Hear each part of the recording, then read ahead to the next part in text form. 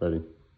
Alright, so today we're going to be training on a scenario where you have a 1-inch water line in the ground. So just imagine from here on it's all in the ground. You have it dug up right here. You had a pinhole leak and you've now cut it to where you can put in a repair. So we're going to talk about what kind of repair you can do in this type of situation. You'll just have to imagine that you don't have much flexibility in this pipe, you don't have much movement, so we got to come up with a solution as to how we're going to repair this. There are two solutions that will work. One is by far more superior of a repair than the other. The other one is not as good of a repair, and I will explain to you as to why. And that first one will be using a slip coupling. As we know, with a slip coupling, you can put it onto the pipe and move it all the way over. You would prime the pipe, and then you would move the coupling back over to try to line it up right in the middle. The best way to do that would be to, before you even go to glue and prime, to mark on your pipe where that coupling would sit, so that you know when you slide it back over, you would stop at the line, and then you know that it's right in the middle the way it's supposed to be. Now, the reason why this is not the superior method to fix a line like this is because when you have the glue applied and everything, and you slide this coupling back over, you're smearing this backside glue over to where you may not have a good enough amount in there to create a great seal the way you need it to. And even if you come with your glue on the back side and try to, seal it up that way, you're still not going to get the perfect, amount in there that you actually need. And it's just a higher risk of it causing problems in the future. But that is a way to repair it, I'll say temporarily.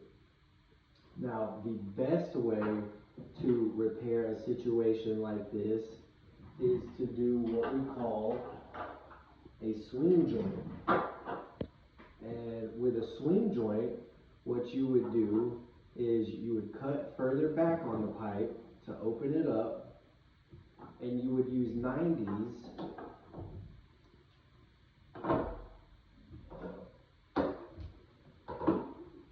to bring it up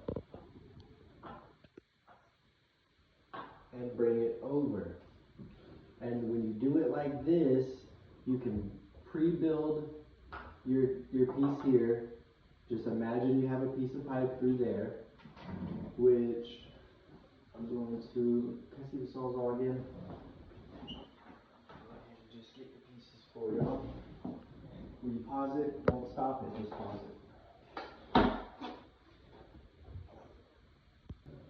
Alright, so now that I got the pieces cut, I will show you what I'm referring to and why this method is so much easier. So just imagine, obviously I'm just dry fitting, but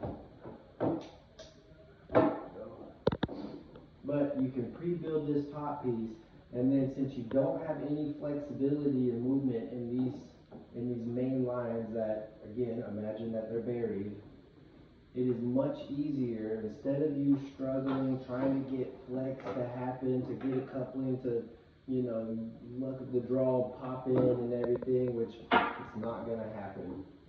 This is a much easier and simpler technique so that you can just simply pop down into your piece. And then you have your swing joint.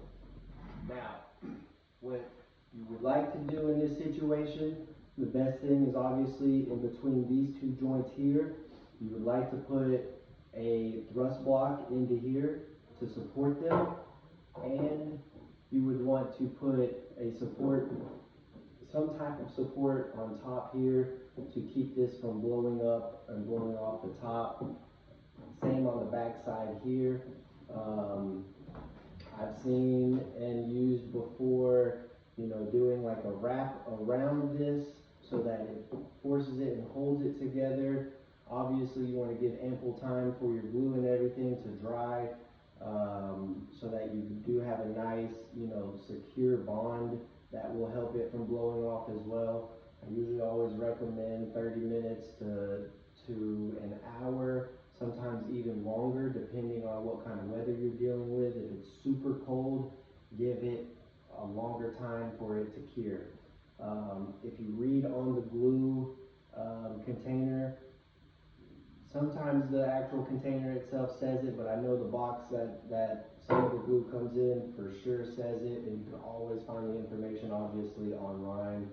And I'll even look it up and put it in our group chat so that if y'all want to, you can save it in your phone and you can always have the information readily available. But this is a swing joint, and this is the proper way to put it in and make a type of repair that on a line where you don't have any play in it or any movement at all. Any questions? Just a comment. What's that? Average cure time for glue is 2 hours. Says it on the can. I'll look into that. I always put it on a little bit. I'll look into that. Yes, sometimes the best scenario is to put everything together and let it cure overnight and come back in the morning.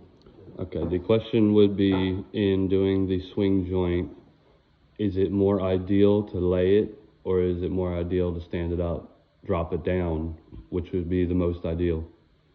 It just depends really on the work area that you have. And the depth that you're at. Yeah, if you have a very narrow work area, I would stand it up. If you have plenty of space on the sides, you can do it on the side. It doesn't really make a difference at that point. But if it were to be like an irrigation line that's only 6 inches in the ground, you would tend to possibly want to drop it down. Or at least lay it sideways. Like yes. You could do it like this. It's a little bit more, you lose a little bit of visibility with that. I would probably say at that point, just turn it on its side, because you're then at least at the same level as the rest of the pipe, which they should have at the very depth, for the freeze depth, at minimum. So I do see what you're saying there.